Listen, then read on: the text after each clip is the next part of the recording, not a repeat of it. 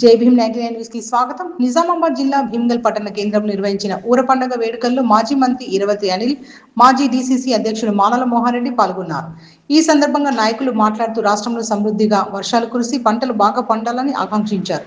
ప్రజలంతా సుఖ సంతోషాలతో ఉండాలని కోరుతూ ఘనంగా ఊర పండుగ నిర్వహించి గ్రామ కమిటీ ప్రజలకు అభినందనలు తెలిపారు. భీమ్గల్ అభివృద్ధికి కాంగ్రెస్ ప్రభుత్వం ఎల్లప్పుడూ అండగా ఉంటుందని పేర్కొన్నారు.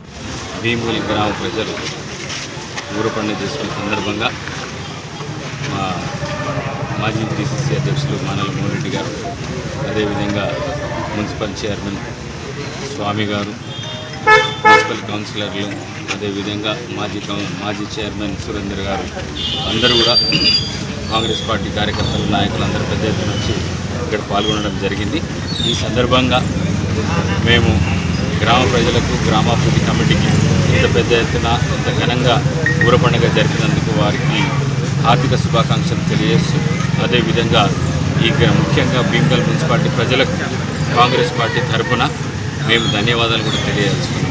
ఎందుకంటే మొన్నటి ఎన్నికల్లో, మున్సిపల్ ఎన్నికల్లో కాంగ్రెస్ పార్టీకి అత్యధిక మెజారిటీ ఇచ్చి 8 స్థానాలు గెలిపించి ఇవాళ మున్సిపల్ చైర్మన్ స్థానాన్ని కైవసం చేసుకునేందుకు సహకారాన్ని అందించిన భీమ్గల్ ప్రజలకు మనస్ఫూర్తిగా మరొకసారి ధన్యవాదాలు తెలియజేస్తూ, అదేవిధంగా కాంగ్రెస్ పార్టీ ఇచ్చిన హామీలు ఏవైతే మున్సిపల్ ఎన్నికల్లో ఇచ్చినామో అవి పూర్తిగా నెరవేర్చేందుకు మా ముఖ్యమంత్రిని, అదేవిధంగా మా పిసిసి అధ్యక్షులు మహేష్ కుమార్ గౌడ్ గారిని, రేవంత్ రెడ్డి గారిని ఇద్దరిని కూడా వాళ్ళకు తప్పకుండా అభివృద్ధి పథంలో ఈ భీమ్గల్ తీసుకెళ్లాలని చెప్పి వాళ్ళకి విజ్ఞప్తి చేస్తాం.